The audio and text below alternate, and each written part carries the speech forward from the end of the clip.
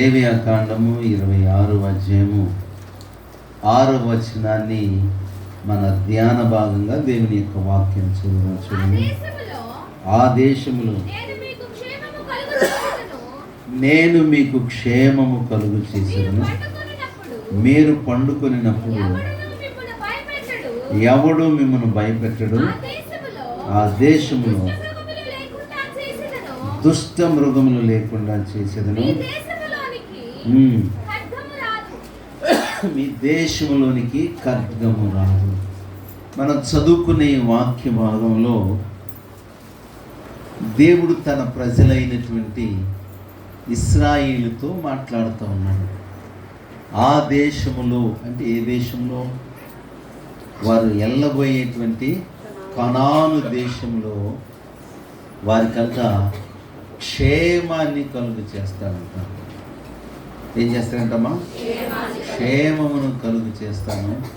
శత్రువు భయం లేకుండా, ఎవరి యొక్క నిర్బంధం లేకుండా, దుష్టముఖములు లేకుండా చేసేదను. ఖడ్గము రాకుండా చేసేది. దేవునికి స్తోత్రం. కొంచెం ముందు జరుగుతుంది, కొంచెం హల్లెలూయా. మంచిది, ఫ్రీగా కూర్చోండి. కొద్ది నిమిషాలు దేవుని యొక్క వాక్యం మీద మనసు పెడదాం. సమయము 8:47 అంటే 13 నిమిషాలకు 9 అయింది. మిమ్మల్ని ఎన్నింటి పంపించమంటారు? నా టయాన్ని నేను ఫాలో అవుతాను. నేనేం అక్రమం చేయను. నేను క్రమంగానే ఉంటాను. మీరే అక్రమంగా నడుచుకుంటారు. నేను క్రమంగానే ఉంటాను. దేవునికి స్తోత్రం. 10 బావుకలు మిమ్మల్ని పంపించేస్తాను. శ్రద్ధగా దేవుని యొక్క వాక్యం మనం చదువుకునే ఈ వాక్య భాగంలో దేవుడు తన ప్రజలైన ఇశ్రాయేలుతో మాట్లాడుతున్నాను. నేను మిమ్మల్ని నా దేశంలో ప్రవేశపెడతాను. ఆ దేశము మీకు క్షేమాన్ని కలుగు చేస్తాను. దేవునికి స్తోత్రం. హల్లెలూయా. మన దేవుడు ఎవరంటే మనలను క్షేమానికి లేవనెత్తువాడు. దేనికి లేవనెత్తుతాడంట? క్షేమం అంటే ఏంటి? సురక్షితత, లేకుంటే భద్రత, కాపుదల, ఇట్లా చాలా మాటలు మనం చెప్పుకోవచ్చు. దేవుడు అంటున్నాడు, నేను మిమ్మల్ని ప్రవేశపెట్టబోయే ఆ దేశంలో క్షేమాన్ని కలుగు చేస్తా. అక్కడ ఎవరు భయం లేకుండా, దుష్ట మృగము భయం లేకుండా మీరు సురక్షితంగా ఉంటారు. క్షేమము అంటే బైబిల్ గ్రంథంలో మనం చూస్తే కష్టార్జితంలో క్షేమం ఉండాలి. ఏంటమ్మా? కష్టార్జితంలో క్షేమం ఉండాలంటే మనం కష్టపడి సంపాదించుకునే దాంట్లో దీవెన, కాపుదల ఉండాలి. సంపాదించినట్టే వెళ్ళిపోతుంటే అది క్షేమము కాదు. కనుక మన కష్టార్జితములో క్షేమం ఉండాలి. చూడండి, దేవుని యొక్క వాక్యం ప్రసంగి గ్రంథము 5వ అధ్యాయము 18వ వచనంలో, ఒకడు అన్నపానములు పుచ్చుకొనుచు తన కష్టార్జితం అంతటి వలన క్షేమముగా బ్రతుకుచుండికి ఇదే వానికి క్షేమం. అంటే మన కష్టార్జితం, కష్టపడుతున్నాం అందరం. భర్త ఉద్యోగం చేస్తున్నాం, లేకపోతే భార్య ఇంట్లో ఏదో ఒక చిన్న పని చేస్తుంటాం. మరి ఎదిగిన పిల్లలు ఉంటే ఏదో ఒకటి పని చేస్తూనే ఉంటారు. మరి ప్రైవేట్గానో లేకుంటే పర్మనెంట్గానో ఏదో ఒక జాబ్ చేస్తుంటారు. కానీ రావటం అయితే సంపాదన ఇంట్లోకి వస్తుంది, కానీ ఎటు పోతుందో తెలియదు. అంటే మన సంపాదనకి ఏముండాలా? కష్టార్జితానికి క్షేమం ఉండాలి. అంటే దేవుని యొక్క దీవెన ఉంటే మన కష్టార్జితం అంతటిలో మనకి క్షేమం కలుగుతుంది. దేవునికి స్తోత్రం. ఇంకా దేవుని యొక్క వాక్యం మనం చూస్తే దేవుడు అంటున్నాడు, నేను నీకు బహుక్షేమాన్ని కలుగు చేస్తాను. 37వ కీర్తన 11వ వచనంలో, దీనులు భూమిని స్వతంత్రించుకొందురు, బహుక్షేమము కలిగి సుఖించెదరు. దేవునికి స్తోత్రం. బహుక్షేమాన్ని దేవుడు ఇస్తాడంట. కష్టార్జితంలో క్షేమాన్ని ఇస్తాడంట. సమస్త క్షేమాన్ని ఇస్తానని ఇర్మియా గ్రంథం 33వ అధ్యాయము 9వ వచనంలో దేవుడు చెబుతున్నాడు. సమస్త క్షేమం అంటే అన్నిటిలో క్షేమాన్ని కలుగు చేస్తాడు. కనుక మన దేవుడు ఎవరంటే మనలను ప్రవేశపెట్టబోయే ఆ దేశములో నేను మీకు క్షేమాన్ని కలుగు చేస్తాను. దేవునికి స్తోత్రం. క్షేమము అనేది ఒక భాగ్యం అంట. క్షేమం అనేది ఒక భాగ్యం. మరి ఎజ్రా గ్రంథము 9వ అధ్యాయము 12వ వచనాన్ని చదివితే క్షేమ భాగ్యాన్ని నేను మీకు కలుగు చేస్తాను అని దేవుడు మాట్లాడాడు. ఎజ్రా గ్రంథము వారికి క్షేమ భాగ్యము కలుగువలనని కోరకుండిన ఎడల బలముగా ఉండి ఆ దేశము యొక్క సుఖమును అనుభవిస్తారు. నేను దేవునికి స్తోత్రం. చూడండి, దేవుడు కష్టార్జితంలో క్షేమం ఇస్తాడంట, బహుక్షేమాన్ని కలుగు చేస్తాడంట, సమస్త క్షేమాన్ని కలుగు చేస్తాడు, ఇంకా క్షేమ భాగ్యాన్ని కలుగు చేస్తాడు. దేవునికి స్తోత్రం. కనుక మన దేవుడు ఎవరంటే మనకి క్షేమాన్ని కలుగు చేస్తాడు, కాపుదలను కలుగు చేస్తాడు. ఆయన ఎప్పుడు ఎవరికి క్షేమకరమైనటువంటి జీవితాన్ని ఇస్తాడంటే 4 మాటలు నేను మీకు చెప్తాను. మొదటిది, ఎవరికి దేవుడు క్షేమ భాగ్యాన్ని కలుగు చేస్తాడంటే ఆయన సన్నిధిలో న్యాయముగా నడుచుకునే వారికి ఆయన క్షేమాన్ని కలుగు చేస్తాడంట. దేవునికి స్తోత్రం. మొదటి మాట ఏంటంటే న్యాయముగా తీర్పు తీర్చు వారికి ఆయన క్షేమాన్ని కలుగు చేస్తాడు. సామెతల గ్రంథము 24వ అధ్యాయము 25వ వచనం మనం చదివితే న్యాయముగా తీర్పు తీర్చు వారికి మేలు కలుగును, క్షేమకరమైన దీవెన అట్టి వారి మీదికి వచ్చును. ఇక్కడ వాక్యం చెబుతుంది న్యాయంగా తీర్పు తీర్చాలంట. అంటే మన జీవితంలో దేవుడు ఏం కోరుకుంటున్నాడంటే న్యాయాన్ని అనుసరించాలని కోరుకుంటున్నాడు. అలా న్యాయంగా ఎవరైతే తీర్పు తీరుస్తారో వారికి క్షేమాన్ని దేవుడు కలుగు చేస్తాడు. అయితే మనము ఎదుటి వారికి వచ్చేసరికి అన్యాయంగా మాట్లాడతాం, అన్యాయంగా తీర్పు తీస్తాం. మన పిల్లలు తప్పు ఉన్నా, మన లోపం ఉన్నా దబాయించి ఎప్పుడు చేశాను, ఎక్కడ చేశాను, నిరూపించు అని దబాయించి గొంతేసుకొని మాట్లాడతాం. అన్యాయాన్ని అన్యాయం అనాలి, న్యాయాన్ని న్యాయం అంటే దేవుడు నీకు క్షేమాన్ని కలుగు చేస్తాడు. అలా కాకుండా బలం ఉంది, బలగం ఉంది, నోరుంది, మనకి బజార్లో తిరుగులేదు అన్నట్టుగా మాట్లాడితే, అన్యాయంగా మాట్లాడితే నీ జీవితంలో నీ కుటుంబానికి క్షేమాన్ని కోల్పోతావు. కనుక దేవుడు చెబుతున్నాడు, తీర్పు తీర్చేటప్పుడు జాగ్రత్తగా ఉండాలంట. మాట్లాడేటప్పుడు ఏం చేయాలంట? జాగ్రత్తగా మాట్లాడాలి. మీరు మత్తయి సువార్త 7వ అధ్యాయము 1వ వచనాన్ని చదివితే యేసుప్రభువు వారు చెప్పాడు, మీరు తీర్పు తీర్చకుడి, అప్పుడు మిమ్మల్ని గురించి తీర్పు తీర్చబడదు.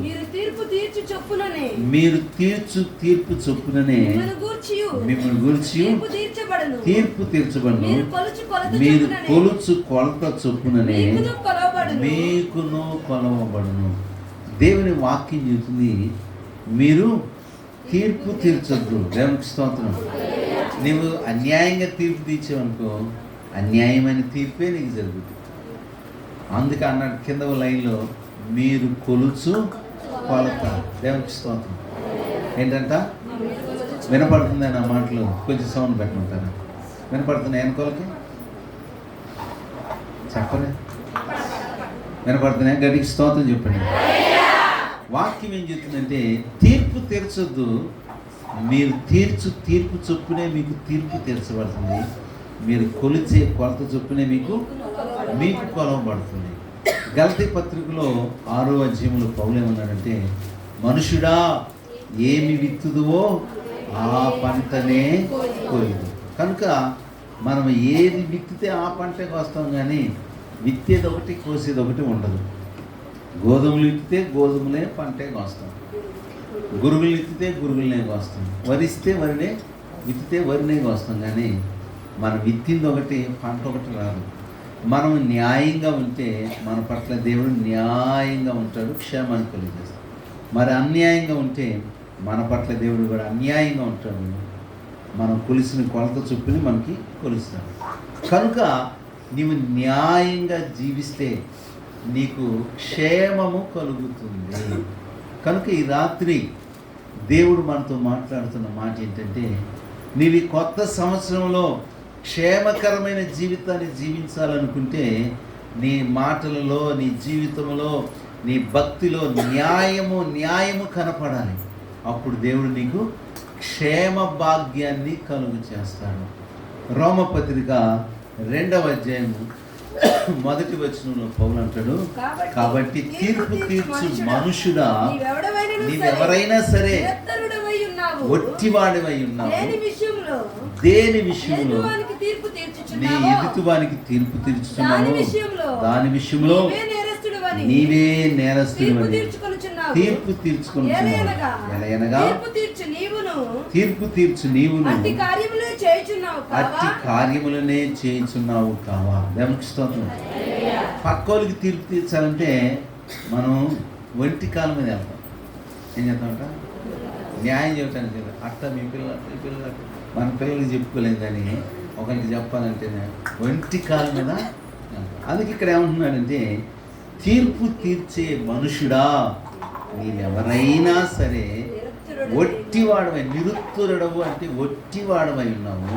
నీవు తీర్చే తీర్పు చొప్పుననే నీకు తీర్పు జరుగుతుంది. నీవు ఏ విషయంలో పక్కోడిని దుర్మార్గుడు అంటావో, ఏ విషయంలో పక్కోడిని లోపం కలిగిన వ్యక్తి అని అంటావో, అదే లోపాలు నీలో పెట్టుకొని నువ్వు పక్కోడికి తీర్పు తీర్చవద్దని దేవుని వాక్యం ఇది. కనుక క్షేమస్థితి మనకు కావాలి అంటే మనము న్యాయంగా మాట్లాడాలి, న్యాయంగా నడుచుకోవాలి, న్యాయంగా తీర్పు తీర్చాలి. దేవునికి స్తోత్రం. తీర్పు తీర్చేది అసలు మనం కానే కాదు, దేవుడే తీర్పు తీర్చాలి. కనుక దేవునికి అప్పచెప్పాలి మనం.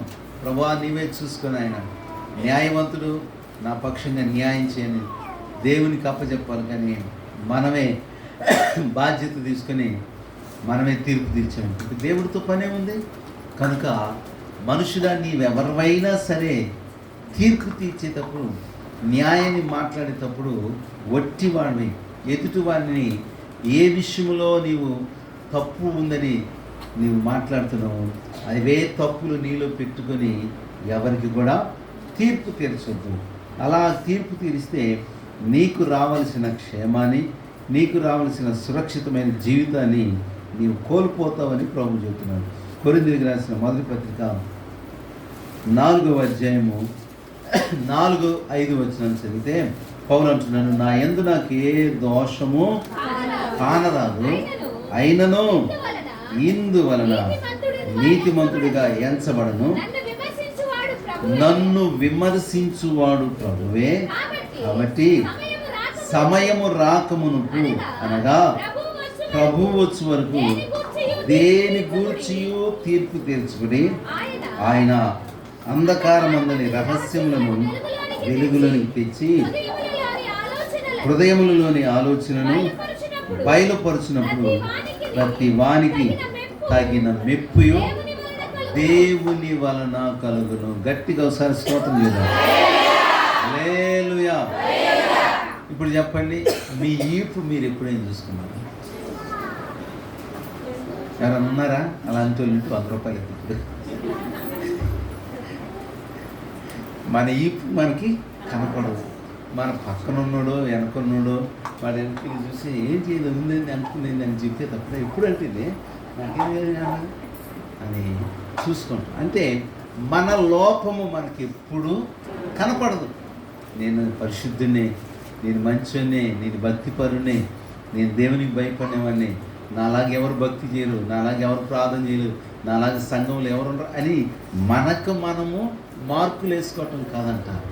అందుకే ఇక్కడ పౌలు ఏమంటున్నాడు, నా యందు నాకు ఏ దోషం కానరాదు, అయినను ఇందువలన నేను మంచోని అని నీతిమంతునని ఎంచబడను, కానీ నన్ను విమర్శించేవాడు ప్రభు. అంటే నిన్ను నన్ను మనలందరిని ఎవరు విమర్శిస్తారు?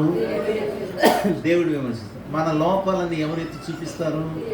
దేవుడు. కనుక దేవుడు మనల్ని విమర్శిస్తాడు. కనుక ఆయన మనల్ని విమర్శించినప్పుడు మన యందు ఏ దోషము కూడా కనపడకూడదు. కాబట్టి సమయము రాకమునుపు అనగా ప్రభు వచ్చు వరకు దేని గురించి తీర్పు తీర్చకుడి. దేవునికి స్తోత్రం. ప్రభు రాకడ సమీపంగా ఉంది కాబట్టి మనము దేని గురించి ఎవరి గురించి అంట తీర్పు అనేది తీర్చకూడదని వాక్యం చెబుతుంది. దేవునికి స్తోత్రం. హల్లెలూయా. కనుక జాగ్రత్తగా ఉండాలి. నీవు ఇతరులకి న్యాయవాదిగా ఉంటే, ఇతరులకి నీవు తీర్పు తీరుస్తూ ఉంటే నీవు దేవుని స్థానాన్ని తీసుకుంటున్నావు. దేవుని స్థానాన్ని నువ్వు తీసుకుంటే నీకు కలగవలసిన క్షేమాన్ని ఆయన దూరం చేస్తాడు. కనుక మనం న్యాయంగా నడుచుకుంటే క్షేమకరమైన జీవితాన్ని జీవిస్తాం. సమూయేలు మొదటి గ్రంథము 12వ అధ్యాయము 1 నుండి 3 వచనాలు చదివితే అక్కడ సమూయేలు ప్రవక్త ఇశ్రాయేలు ప్రజలతో చెబుతున్నాడు. అప్పుడు సమూయేలు ఇట్లా నేను ఆలకించుడి,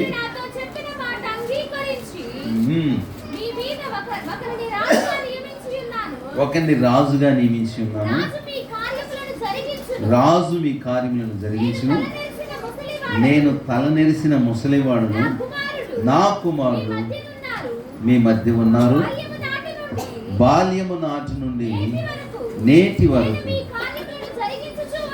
మీ కార్యములను జరిగించుతూ వచ్చింది.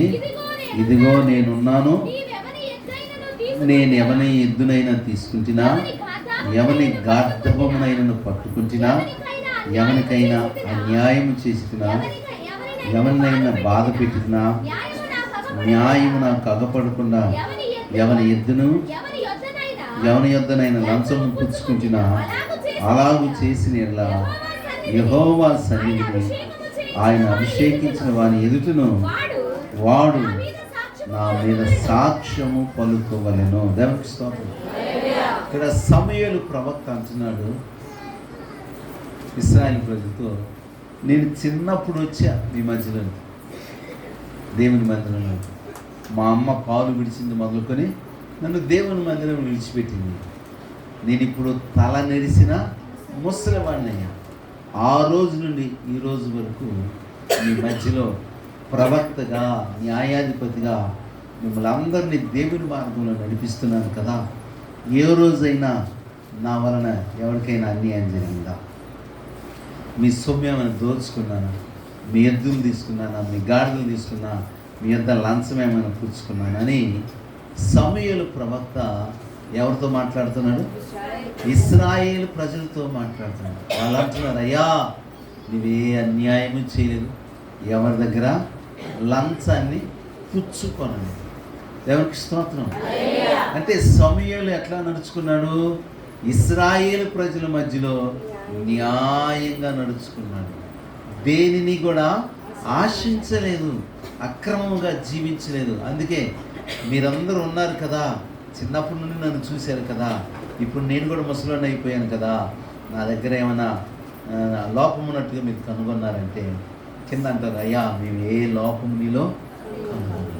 కారణం ఏంటంటే ప్రవక్త అయిన సమూయేలు న్యాయంగా నడుచుకున్నాడు కనుకనే అతనికి అతని కుటుంబానికి దేవుడు క్షేమకరమైన స్థితిని కలుగ చేసి ఉన్నాడు. గట్టికి స్తోత్రం చేయాలి. హల్లెలూయా. కనుక వాక్యం ఏం చెబుతుందంటే, ఆ దేశంలో నేను మీకు క్షేమాన్ని కలుగ చేస్తాను. ఏ దేశంలో? మీరు వెళ్ళబోయే కనాను దేశంలో మీకు క్షేమాన్ని కలుగ చేస్తాను. ఆ క్షేమము మీకు కావాలంటే ఈ భూమి మీద ఉన్నంత వరకు మనం ఎలా ఉండాలంట? న్యాయంగా ఉండాలంట. దేవునికి స్తోత్రం. అన్యాయంగా ఎవరిది దేని కూడా ఆశించబడదు. అందుకే యేసు ప్రభువు చెప్పాడు, నీ పొరుగు వానిది ఏది ఆశించదు. దేవునికి స్తోత్రం. అలా న్యాయంగా నడుచుకోవటం అంటే అదే. కానీ కొంతమంది ఉంటారు, మంది కాకపోయినా నాదే అది నాదే అని ఏం చేస్తాడు? దబాయించి తన వస్తువు కాకపోయినా తనదే అన్నట్టు లాక్కుంటారు, దానికోసం యుద్ధం కూడా చేస్తారు. అట్లా ఉండకూడదు అంటారు. వాక్యం జీవితం సత్యం ఏంటంటే, నీది కాకపోతే అది బంగారమైన భరించుకో. దేవునికి స్తోత్రం. నీదైతే తీసుకో. దేవునికి స్తోత్రం. కనుక వాక్యం చెబుతుంది, న్యాయంగా నడుచుకుంటే మనకు క్షేమకరమైన జీవితాన్ని దేవుడు కలుగు చేస్తాడు. దేవునికి స్తోత్రం. రెండవది ప్రాకారము కలిగి ఉన్న వారికి క్షేమము కలుగుతుందంట. ప్రాకారము కలిగిన వారికి క్షేమము కలుగుతుంది. పరమగీత గ్రంథము 8వ అధ్యాయము 10వ వచనాన్ని చదువు. పరమగీత గ్రంథము 8వ అధ్యాయం. నేను ప్రాకారము వంటి దాననైతిని, నా కుచుములు దుర్గములాయను, అందువలన అతని దృష్టికి నేను క్షేమము నొందిన దాననైతిని. హల్లెలూయా. ప్రాకారం ఉంటే క్షేమం ఉంటుంది. దేవునికి స్తోత్రం. హల్లెలూయా. ఒకప్పుడు కోటలు ఉండేవి, నేనేమో రాజులు కోటలు ఉండేవి. ఆ కోటల చుట్టూ ప్రహరీ ఉంటుంది, ప్రాకారం ఉంటుంది. ఇటు మన ఏరియా పల్నాడు ఏరియాలో అరసెంటున్న దాంట్లోనూ ఒక గూడు లాంటి కట్టేసి అద్దెకెత్తారు. కానీ మీరు తూర్పు వైపు వెళితే ఒక్కొక్క ఇల్లు 5 సెంట్లు 10 సెంట్లు ఉంటుంది. వాళ్ళు ఏం చేస్తారు తెలుసా? చుట్టూ ప్రహరీ కడతారు. ఇది ప్రాకారం ఏం చేస్తుందంటే ఇంటికి భద్రతనిస్తుంది. ఏం చేస్తుంది? భద్రతనిస్తుంది. కుక్కలు కానీ జంతువులు కానీ ఏయని కానీ రాకుండా ఉండాలంటే ప్రహరీ ఉండాలి. లేకపోతే పందులు వస్తాయి, కుక్కలు వస్తాయి, అన్ని రకాల జంతువులు వస్తాయి. అవసరమైతే మనుషులు కూడా వచ్చేస్తాయి. ప్రాకారం ఏం చేస్తుంది? ఇంటికి భద్రతనిస్తుంది, రక్షణనిస్తుంది.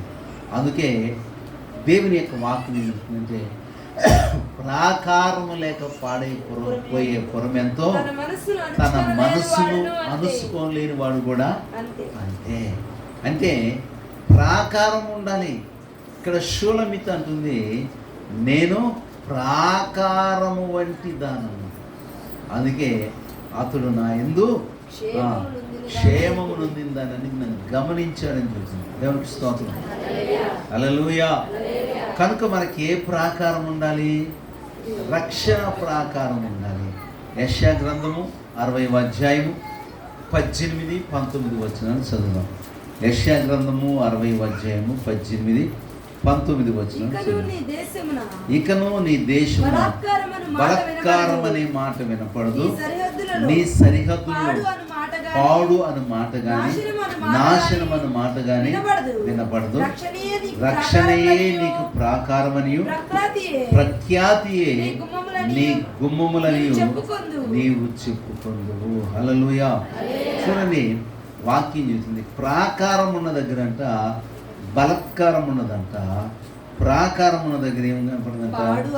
పాడు అనే మాట వినపడదంట. ప్రాకారం ఉన్న దగ్గర నాశనం అనేది ఉండదంట. ప్రాకారం ఉన్న దగ్గర ప్రఖ్యాతి ఉంటుందంట. ప్రాకారం ఉన్న దగ్గర రక్షణ ఉంటుంది. దేవునికి స్తోత్రం. కనుక దేవుని వాక్యం చెబుతుంది మనకందరికి ఏం కావాలి? ప్రాకారం ఉంటే క్షేమం ఉంటుంది. దేవునికి స్తోత్రం. హల్లెలూయా. నీకు అంటే ఒక కట్టుదిట్టం. దేవునికి స్తోత్రం. ప్రాకారం అంటే ఏమని చెప్పుకోవాలి? ఇంకొక మాట, కట్టుదిట్టం చేయాలంటారు కదా. అలా కట్టుదిట్టం లేకపోతే మనం ఏమైపోతామంటే దారి తప్పిపోతాం. మనకి భద్రత అనేది ఉండదు. కనుక ప్రతి మనిషి క్షేమముగా ఉండాలంటే రక్షణ అనే ప్రాకారము ఉండాలి. దేవునికి స్తోత్రం. హల్లెలూయా. ఈరోజు చాలామంది ప్రాకారం లేక, కట్టుదిట్టం లేక, ఒక క్రమం లేక విచ్చలవిడిగా జీవించి క్షేమకరమైన జీవితాన్ని మరి పోగొట్టుకుంటున్నారు. కనుక దేవుని వాక్యం ఏం చెప్తుందంటే నీ ప్రాకారంలో, నీ సరిహద్దుల్లో క్షేమము పాడు అనేది ఉండకుండా ఉండాలంటే రక్షణ ఉండాలి. రక్షణ అనే ప్రాకారం ఉండాలి. దేవునికి స్తోత్రం. హల్లెలూయా. హల్లెలూయా. ప్రాకారాన్ని దాటి వచ్చాడంటే శత్రువు రాజు కోట స్వాధీనమైపోయినట్టే. సాతాను కూడా ప్రాకారాన్ని దాటి నీ జీవితంలోకి వచ్చే ఆ పరిస్థితులను కల్పిస్తే నీ జీవితంలో క్షేమకరమైన జీవితాన్ని పోగొట్టుకున్నట్టే. కనుక వాక్యం ఏం చెబుతుందంటే ప్రాకారం ఉన్న దగ్గర క్షేమం ఉంటుంది. మీరు 122వ కీర్తన 7వ వచనాన్ని చదివితే, నీ ప్రాకారములలో నెమ్మది కలుగును గాక, నీ నగరులలో క్షేమముండును గాక. హల్లెలూయా. ఏమంటున్నాడు దేవుని వాక్యంలో? నీ ప్రాకారములో నెమ్మది. దేవునికి స్తోత్రం. హల్లెలూయా. అందుకే రాజు ఎత్తైన ప్రాకారాన్ని కడతాడు. ఆ ప్రాకారం దగ్గరికి రాగానే, శత్రువు దగ్గరికి వచ్చిన నీళ్ళగానే వేడి వేడి నీళ్ళంట ఆ గోడెక్కుతున్నటువంటి శత్రువుల మీద పోసేవాళ్ళు. తెలుసా మీకు ఈ విషయం?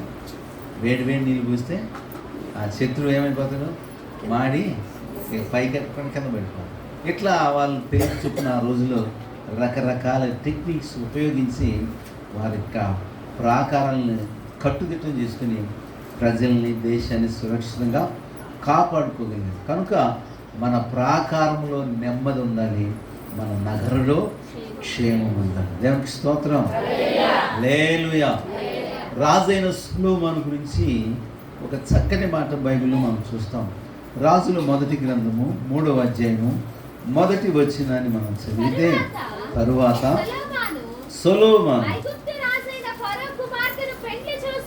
పెండ్లి చేసుకొని అతని కల్లుడాయను తన నగరును యెహోవా మందిరమును యెరూషలేము చుట్టూ ప్రాకారములు కట్టించడం ముగించిన తరువాత ఫరో కుమార్తెను దావీదు పురమునకు రప్పించింది. ఇక్కడ చూడండి, సొలొమోను మందిరాన్ని కట్టాడంట, రాజనగరం కట్టించాడు. అయితే ఇవన్నీ కట్టించిన తర్వాత ప్రాకారములను కూడా కట్టించి ముగించిన తర్వాత అప్పుడు రాణిని తీసుకొచ్చి ఎక్కడ పెట్టాడు? రాజమందిరంలో పెట్టాడు. దేవునికి స్తోత్రం. అంటే ప్రాకారం లేకపోతే రాణికి భద్రత ఉండదు కదా. కనుక మందిరానికి కానీ కోటకు కానీ ప్రాకారాన్ని కట్టించి ముగించిన తర్వాత ఫరో కుమార్తెను పెళ్లి చేసుకున్నాడంట. ఆమెను తీసుకొచ్చి రాజనగర్లో పెట్టాడు. అంటే ప్రాకారం ఉన్న దగ్గర క్షేమం ఉంటుంది, రక్షణ ఉంటుంది, పాడు అనేది వినపడదని దేవుని వాక్యం స్పష్టంగా చెబుతుంది. కనుక ఈ రాత్రి మనము క్షేమముగా బ్రతకాలి అంటే దేవుని వాక్యం ఏం చెబుతుంది? ఒకటి, న్యాయంగా నడుచుకోవాలి, లేకపోతే న్యాయంగా మాట్లాడాలి, న్యాయంగా తీర్పు తీర్చాలి. అలాంటి వారికి క్షేమము కలుగుతుంది. రెండవది, ప్రాకారం ఉన్న దగ్గర ఏం కలుగుతుంది? క్షేమం ఉంటుంది. ప్రాకారం ఉన్న దగ్గర రక్షణ ఉంటుంది. పాడు, చెడుతనం అనేది, నాశనం అనేది అక్కడ కనపడదు. కనుక వాక్యం ఏం చేస్తుందంటే, మీ దేశములో, మీ సంఘములో, మీ కుటుంబంలో, మీ జీవితంలో క్షేమం అనేది కావాలి అంటే మీరు న్యాయంగా ఉండండి. ఒకటి. రెండోది, ప్రాకారము కలిగి సరిహద్దులు కలిగి ఉంటే, ప్రాకారాన్ని కలిగి ఉంటే క్షేమాన్ని కలిగి ఉంటారు. దేవునికి స్తోత్రం. మూడవ మాట, ఆనందం ఉన్న దగ్గర క్షేమం ఉంటుంది. ఎక్కడ? ఆనందం ఉన్న దగ్గర క్షేమం ఉంటుంది. ఫిలిప్పీ పత్రిక 3వ అధ్యాయము 1వ వచనాన్ని చదివితే, మెట్టుకు సహోదరులారా ప్రభునందు ఆనందించుడి, అదే సంగతులు మీకు రాయుట నాకు కష్టమైంది కాదు, మీకు అది క్షేమకరం. ఏది క్షేమకరం? ఆనందంగా ఉండటం క్షేమకరం, సంతోషంగా ఉండటం క్షేమకరం. ఇంట్లో భార్య భర్త పిల్లలు ఉంటారు కదా, ఓర్క భర్త భార్య కట్టుకుంటున్నారు. పిల్లలు ధైర్యంగా సంతోషంగా ఉండగలుగుతారా? లేదు. లేకుంటే పిల్లలు ఓరికి ఏదో గొడవలు తీసుకుని పెడుతుంటే ఆ తల్లిదండ్రులు సంతోషంగా ఉండగలుగుతారా? ఆనందం ఉన్న దగ్గర క్షేమం ఉంటుంది. దేవునికి స్తోత్రం. మన కుటుంబాలు కానీ, మన ఆత్మీయ జీవితం కానీ ఆనందంగా గడపటము నేర్చుకోవాలి. దేవునికి స్తోత్రం. ఎప్పుడు ఏం చేయాలా? ఆనందించాలి. ఇదే పత్రికలో 4వ అధ్యాయం 4వ వచనం పౌలు అంటాడు, ఎల్లప్పుడూ ప్రభువునందు ఆనందించుడి, మరలా చెప్పుదును ఆనందించుడి. మీ సహనము సకల జనులకు తెలియబడనిది.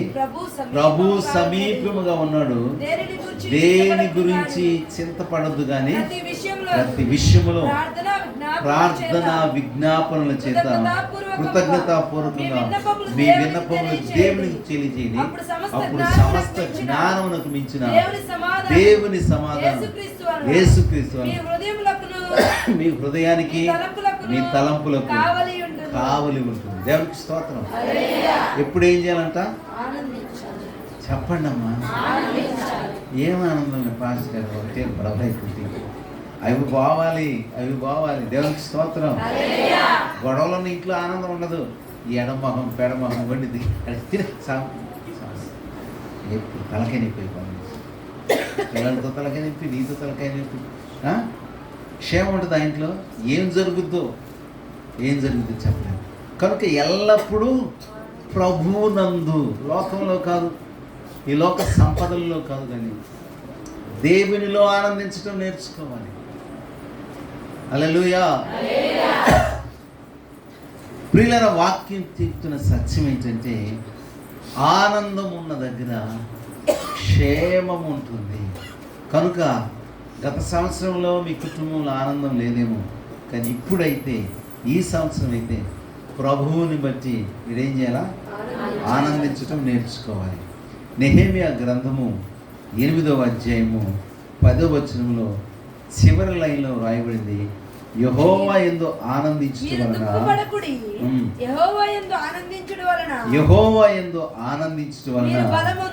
అబ్బా, దేవునికి స్తోత్రం. ఆనందంగా ఉంటే బలం. బూస్ట్ తాగితే రాదు, జీడిపప్పు తింటే రాదు. మనసంతా కూడా ప్రశాంతంగా, ఆనందంగా, చీకు చింత ఒత్తిడి లేకుండా ఉంటే బలంగా ఉంటాం. మన బలహీనత కారణం ఏంటంటే హృదయంలో సంతోషం లేదు, హృదయంలో ఒత్తిళ్ళు ఉన్నాయి, ఇబ్బందులు ఉన్నాయి. అందుకే ఆనందం మన జీవితానికి దొరుకుతుంది. ఆనందం ఎప్పుడు లేదో అప్పుడు క్షేమం అనేది, సురక్షిత అనేది లేకుండా పోతుంది. కనుక నీవు ఎప్పుడు కూడా ఆనందించటం నేర్చుకోవాలి. దేవునికి స్తోత్రం. ఈ మధ్యంతా మనుషులందరూ చేస్తున్న ఉద్యోగాలను బట్టి, ఉన్న పరిస్థితులను బట్టి అందరూ ఒత్తిడికి గురై బీపీలకి, షుగర్లకు గురవుతున్నారని లాఫింగ్ క్లబ్ అని ఒకటి పెట్టారు. అంటే అక్కడికి వెళ్తే నవ్విస్తారంట. అక్కడ నవ్వురానుడు కూడా నవ్వొస్తుంది. మీరు నవ్వట్లేదు, మీకు కూడా క్లబ్ పెట్టుకుంటారా? ఏ సైజ్ సరే మనకు క్లబ్. దేవునికి స్తోత్రం. హల్లెలూయా. ఆ లాఫింగ్ క్లబ్లో అంట నవ్వురానుడు కూడా నవ్వొచ్చేలా చేస్తారు. ఎందుకంటే అలా నవ్వటం వలన ఒత్తిడి తగ్గి వారికున్న బలహీనతలు తొలగిపోయి ఆరోగ్యవంతులుగా, బలవంతులుగా మార్చబడతారని వారు ప్రయత్నాలు వారు చేస్తున్నారు. మరి ఎంతవరకు వాళ్ళకి మరి ఒత్తిడి తగ్గుతున్నాయి మనకైతే తెలియదు, కానీ దేవుని వాక్యం చెప్తుంది, ప్రభువునందు ఆనందిస్తే నువ్వు బలవంతుడిగా మార్చబడతావు. దేవునికి స్తోత్రం. హల్లెలూయా. కనుక ఆనందం మన దగ్గర ఏముందంట? క్షేమం ఉంది. దేవునికి స్తోత్రం. కనుక ప్రభువు చెబుతున్నాడు, ఎప్పుడు కూడా ఆనందం. ఎట్లాంటి పరిస్థితులు ఆనందించాలి?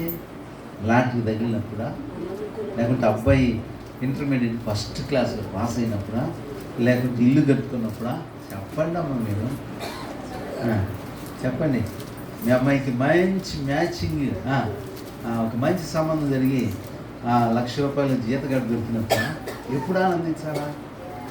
ఇది లోకంలో ఆనందిస్తారు. ఇలాగా మనం ఎప్పుడు ఆనందించాలంటే అన్ని పరిస్థితులలో. దేవునికి స్తోత్రం. ఏమన్నాడు పౌలు? ఎల్లప్పుడూ ప్రభువునందు ఆనందం. ఎల్లప్పుడు అంటే అన్ని సమయాలు. దేవునికి స్తోత్రం. ఆనందం నీలోనే, ఆధారం నీవేగా, ఆశ్రయం నీలోనే నా యేసయ్యా.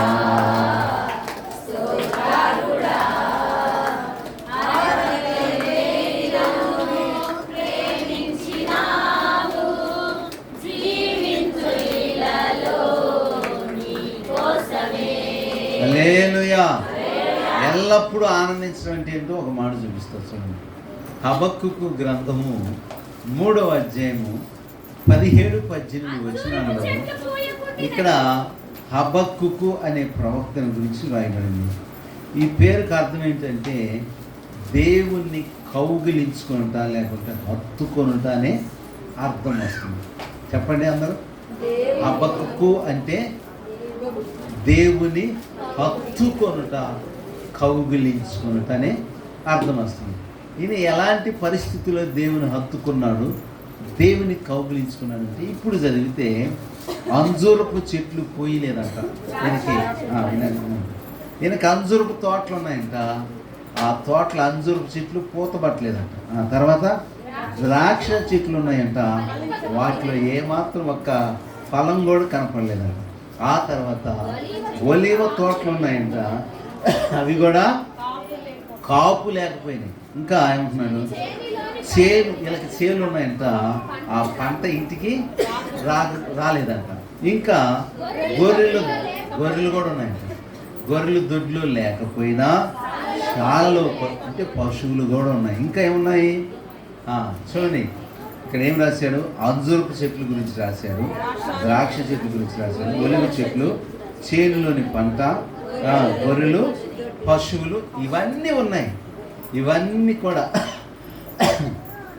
గొర్రెలు వలన లాభం రావాలి, పశువుల వలన లాభం రావాలి, చేలో పంట వలన లాభం రావాలి, అంజూరపు చెట్ల వలన లాభం రావాలి, ద్రాక్ష చెట్ల వలన లాభం రావాలి, చెప్పండి, ఒలివ చెట్ల వలన లాభం రావాలి.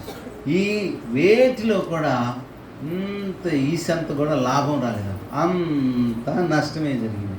అప్పుడు మనిషి ఆనందిస్తాడా? చెప్పండి అమ్మ.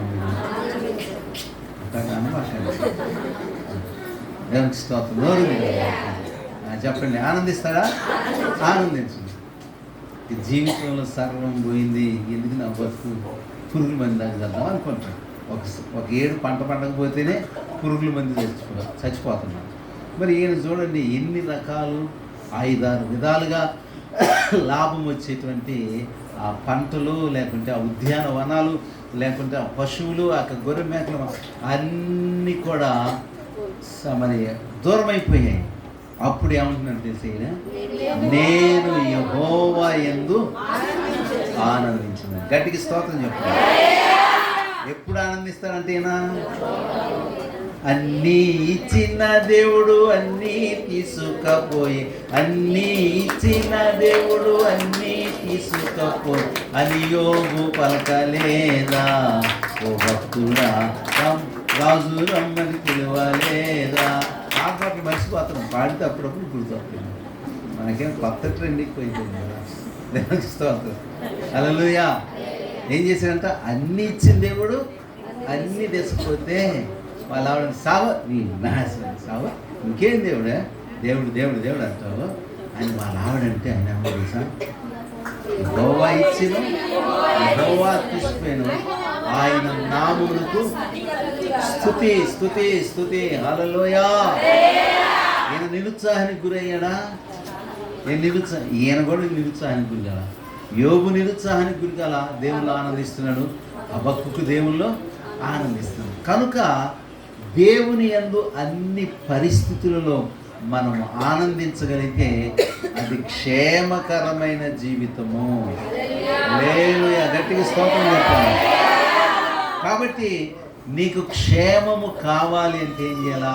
ఒకటి, న్యాయంగా బ్రతకాలి. దేవునికి స్తోత్రం. రెండోది, రక్షణ ప్రాకారం ఉన్న దగ్గర క్షేమం ఉంటుంది.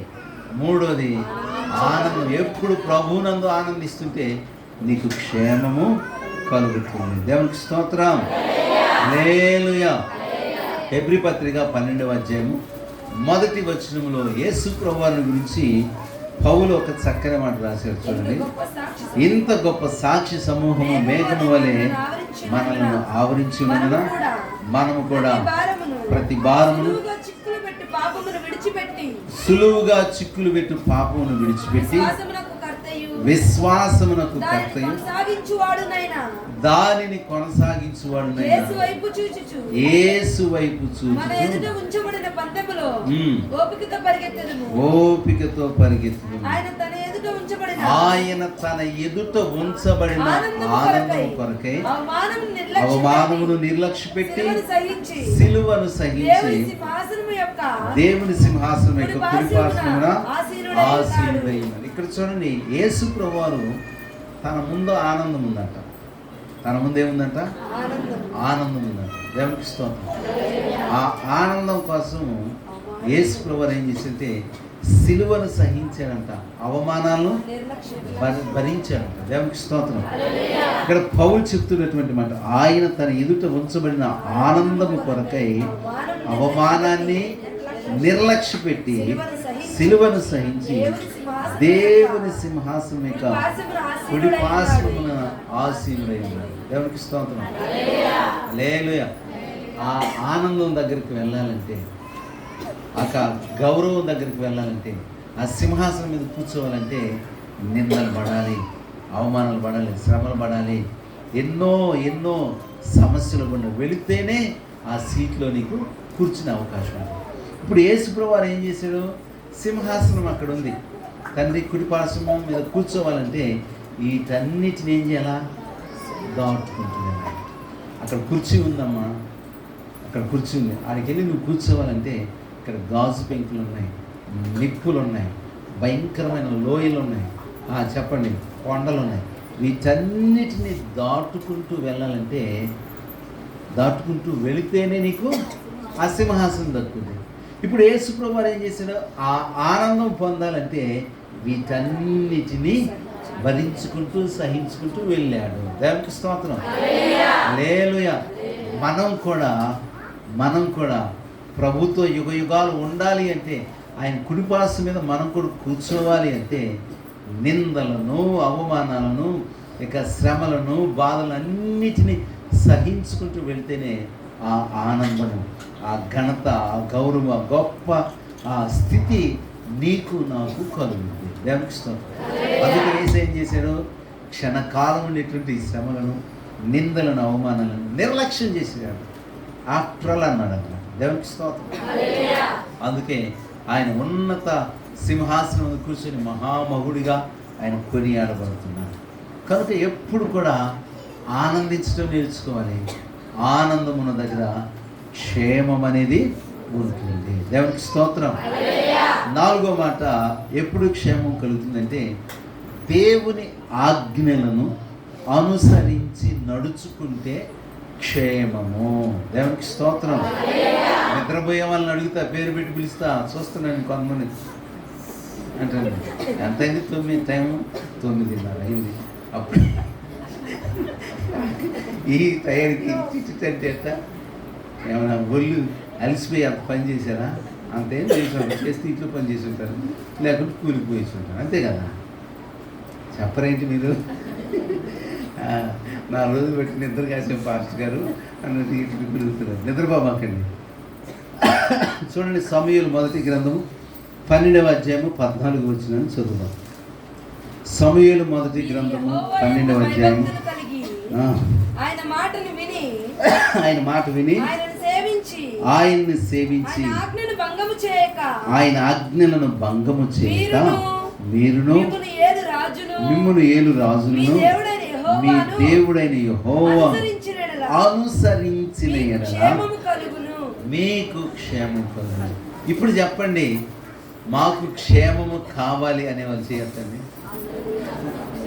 అందరికి కావాలి. మీరేం చేయాలంటే ఇప్పుడు దేవుని ఆజ్ఞలు గైకొనాలి. ఏం చేయాలంట? ఆయన ఆజ్ఞలు